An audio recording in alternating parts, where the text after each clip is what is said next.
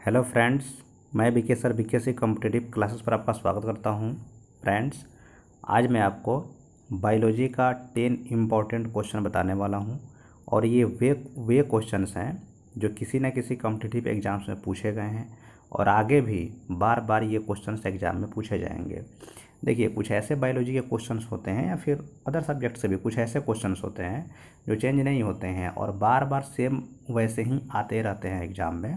तो मैंने उसी टाइप के इसमें 10 क्वेश्चंस को लिया है और टॉप 10 क्वेश्चंस ये हैं। चलिए स्टार्ट करते हैं। साथ ही में अगर आप चैनल पे पहली बार आए हैं तो चैनल को ज़रूर सब्सक्राइब कीजिएगा। ऐसे हम मैथ रीडिंग का सीरीज चला रहे हैं जिसमें से 10 पार्ट डाल चुके हैं। 11वां पार्ट में हमने सोचा कि बायोलॉजी का भी कुछ इंपॉर्टेंट क्वेश्चन डाल देते हैं, इसीलिए हमने इस टॉप 10 क्वेश्चंस को लिया है। तो चैनल पे पहली बार आए हैं तो चैनल को ज़रूर सब्सक्राइब कीजिएगा ताकि नेक्स्ट टाइम मैं जब वीडियो अपलोड करूं तो उसका नोटिफिकेशन आपको तुरंत मिले और तुरंत आप उस वीडियो को देख सकें या फिर उसके बाद कभी भी देख सकते हैं। चलिए स्टार्ट करते हैं। देखिए, तो हमारा जो पहला क्वेश्चन है वो है कि निम्न कोशिका अंगों में से कौन सा एक अर्धपारगम्य है। देखिए, जितने भी क्वेश्चन हम लेकर आए हैं इसमें 2-3 सेकंड का टाइम रहेगा, बीच में आप इसका आंसर सोच सकते हैं, फिर हम बताएंगे आंसर। तो इसमें 4 ऑप्शन दिया गया है। पहला ऑप्शन है कोशिका झिल्ली, दूसरा है प्लाज्मा झिल्ली, तीसरा है कोशिका भित्ति और चौथा है केंद्रक। तो इसका सही आंसर हो जाएगा ऑप्शन नंबर ए, कोशिका झिल्ली। इसको सेल मेम्ब्रेन बोला जाता है, यही इसका सही आंसर हो जाएगा।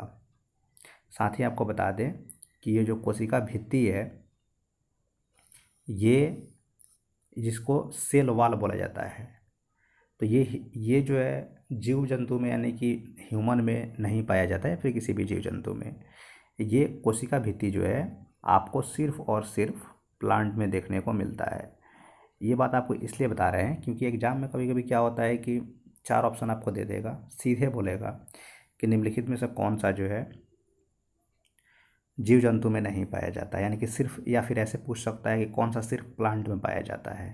तो आपको पता होना चाहिए कि कोशिका भित्ति सिर्फ प्लांट में पाया जाता है, ये किसी भी जीव जंतु में नहीं पाया जाता है, यानी कि एनिमल में नहीं पाया जाता है। ठीक है, चलिए नेक्स्ट क्वेश्चन को देख लेते हैं। तो देखिए, जो हमारा नेक्स्ट क्वेश्चन है वो है कि निम्नलिखित में से के कोशिका का नियंत्रण केंद्र कौन है, यानी कि पूरे सेल को जो है कौन कंट्रोल करता है। इसमें 4 ऑप्शन दिए गए हैं।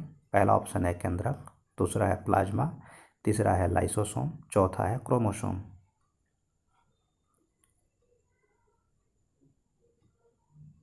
तो इसका सही आंसर हो जाएगा ऑप्शन नंबर ए, केंद्रक। इसको इंग्लिश में न्यूक्लियस बोला जाता है।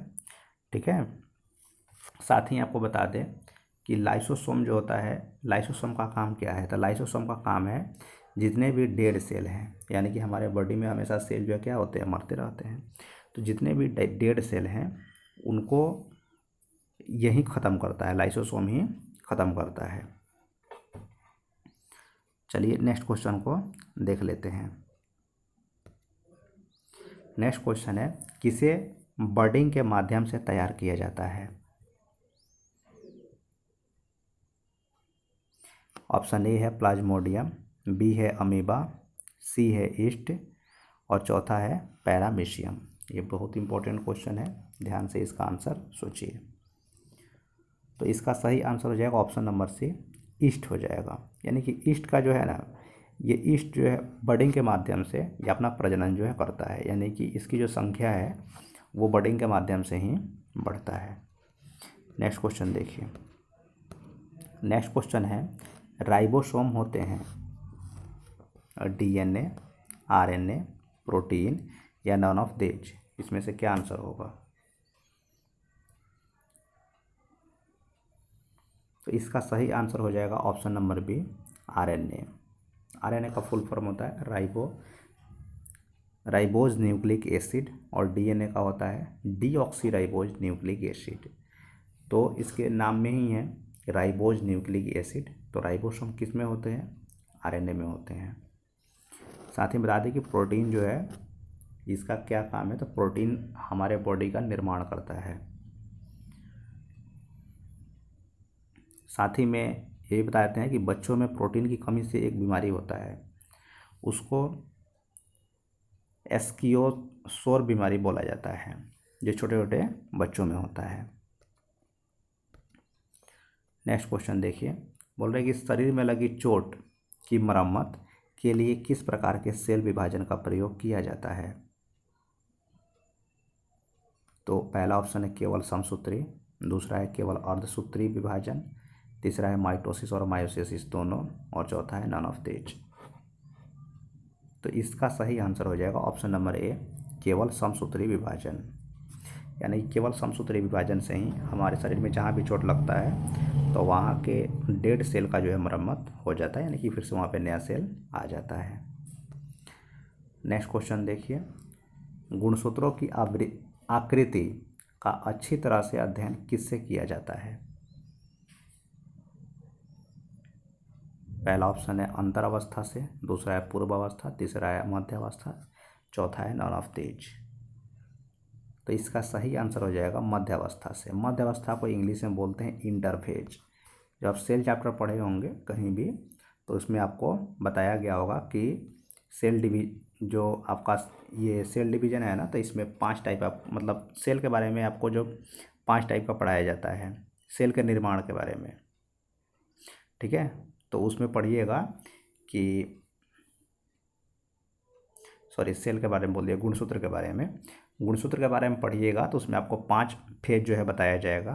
तो उसमें जो इंटरफेज होता है ना, यानी कि मध्य अवस्था जो होता है, तो इस इंटरफेज में आप जो है गुणसूत्र की आकृति का अच्छी तरह से अध्ययन कर सकते हैं, या फिर उसमें उसके किसी भी चीज़ का अध्ययन अच्छे से आप कर सकते हैं। तो सही आंसर क्या हो जाएगा, मध्य अवस्था हो जाएगा। नेक्स्ट क्वेश्चन देखिए, पौधे को संक्रमित करने वाले अधिकांश विषाणु में क्या होता है।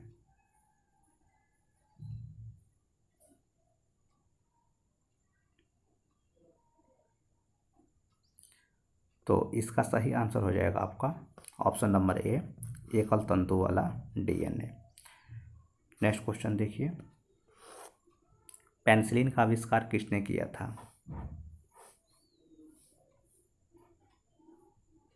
पहला ऑप्शन है फ्लेमिंग, दूसरा अलेक्जेंडर फ्लेमिंग, तीसरा है अलेक्जेंडर, चौथा है स्टीफन हॉकिंस।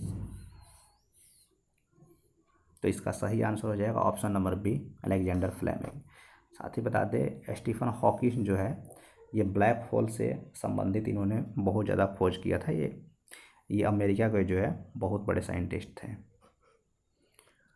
नेक्स्ट क्वेश्चन देखिए, कोशिका का जीवित अंश जीवद्रव्य कहलाता है, यह किससे बना होता है। तो पहले देखिए जीवद्रव्य क्या होता है, जैसे कि मान लीजिए एक सेल हो गया, इसमें ये क्या हो गया, ये न्यूक्लियस हो गया, तो इसके अंदर भी क्या रहते हैं, इसके अंदर भी आपका जीवद्रव्य रहता है और इसके अंदर तो जीवद्रव्य रहता ही है, ठीक है। तब आप यहाँ से भी आंसर समझ सकते हैं। तो इसका सही आंसर हो जाएगा ऑप्शन नंबर सी। देखिए आपका जो कोशिका का जीवित अंश है जीवद्रव्य होता है ना, तो ये कोशिका द्रव्य भी और केंद्रक द्रव्य दोनों होता है। मैंने बताया कि न्यूक्लियस मतलब केंद्रक, इसके अंदर भी द्रव्य होता है और सेल के अंदर जो द्रव्य होता है ये तो होता ही है, ठीक है। तो इसका सही आंसर क्या हो जाएगा, ऑप्शन नंबर सी हो जाएगा। नेक्स्ट क्वेश्चन देख लीजिए। नेक्स्ट क्वेश्चन है कि निम्नलिखित में से कौन एक संग्रहित फल है। ऑप्शन ए है सहतूत, ऑप्शन बी है स्ट्रॉबेरी, ऑप्शन सी है शरीफा, ऑप्शन डी है लीची। तो इसका सही आंसर हो जाएगा ऑप्शन नंबर ए, सहतूत। सहतूत जो है एक संग्रहित फल होता है, ठीक है फ्रेंड्स। तो इसमें हमने आपको 10 इम्पॉर्टेंट क्वेश्चंस बताया है बायोलॉजी का, और ये 10 क्वेश्चंस आप कोई भी एग्जाम दीजिएगा देखिएगा उसमें आपको देखने को ज़रूर मिलेगा, कोई ना कोई क्वेश्चंस आपको इसमें से ज़रूर देखने को मिलेगा। साथ ही अगर आपने इस वीडियो से कुछ भी सीखा है तो मेरे चैनल को ज़रूर सब्सक्राइब कीजिए, और आगे भी मेरा जो मैथ रीडिंग का सीरीज है वो चलेगा। पीछे मैंने उसका 10 पार्ट जो अपलोड कर दिया है, अगर आपने उसको नहीं देखा है तो देखिए, क्योंकि हम सीरीज बाई सीरीज जो है मैथ रीडिंग के सारे टॉपिक्स को कवर करने वाले हैं। और अगर आप लगातार वीडियोज़ को देखते हैं तो आपका बहुत जल्दी मैथ रीडिंग स्ट्रॉन्ग भी हो जाएगा। तो चैनल को ज़रूर सब्सक्राइब कीजिएगा और इस वीडियो को लाइक भी कीजिएगा, शेयर भी कीजिएगा। मिलते हैं आपसे नेक्स्ट वीडियो में। Thank you.